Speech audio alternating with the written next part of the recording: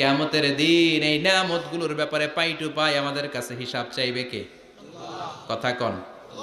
পাঁচটা বিষয়ের হিসাব চাইবে। নাম্বার 1, আন হায়াতিহি ফিমা আফনা, তোমার জীবনটাকে তুমি কোন কাজে লাগিয়েছো? এটা হচ্ছে কমন কোশ্চেন। কবরের প্রশ্ন আমাদের 4টা, আর কিয়ামতের ময়দানে কয়টা? কথা কন। নাম্বার 1, জীবন দিয়েছে, জীবন কোন কাজে লাগিয়েছো? নাম্বার 2, জীবনে যে যৌবন আছে, যৌবনটারে কোন কাজে লাগিয়েছো? ঠিক কিনা? যৌবনের ইবাদত আল্লাহর কাছে বড় প্রিয়। যুবক যারা নামাজ পড়ে, বুড়ো হলে নামাজ পড়তে না পারলেও আমল নামায় নামাজের সওয়াব দিবে কে? সুবহানাল্লাহ কইবেন না? পেনশন স্কিম, এটা কি বলে? After service appreciation. 30 বছর গভর্নমেন্ট জব করার পরে বয়স হচ্ছে 60, আর করতে পারেন না, তখন একটা বান্ডেল, এক বান্ডেল টাকা আপনারে দিয়ে দেবে।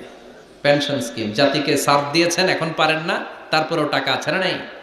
এটাকে বলে আফটার সার্ভিস অ্যাপ্রিসিয়েশন। এত সার্ভিস যে দিয়েছেন, অ্যাপ্রিসিয়েশন। এজন্য যুবক যারা এখন নামাজ পড়াও, ইসলামের পক্ষে থাকো, বুড়ো বয়সে কোমরে ব্যথার কারণে নামাজ পড়তে না পারলেও পেনশনের মতো আমল নামায় সওয়াব দিবে কে? আবার 7 শ্রেণীর ব্যক্তিকে কিয়ামতের ময়দানে রব্বুল আলামিন আরশের নিচে ছায়া দিবেন। ওই 7 শ্রেণীর মধ্যে যুবক শ্রেণী একটা আছে, যেই যুবক তার যৌবনে আল্লাহর ইবাদত করেছে। পড়েন সুবহানাল্লাহ।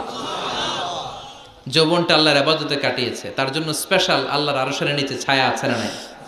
এই 7 শ্রেণীর মধ্যে 2 শ্রেণীরই যুবক। একটা হচ্ছে যে যুবক যুবক বয়সে ইবাদত করেছে, আরেকটা হচ্ছে যে যুবক কোন মেয়ের সাথে পাপ কাজের অফার পেয়েও বলেছে ইন্নী আখাফুল্লাহ, নিশ্চয় আমি ভয় পাই একজনকে, তিনি কে? চিল্লায় বলেন কে? যাদের হৃদয়ে আছে আল্লাহর ভয়, তারা কভু পথ ভুলে যায় না।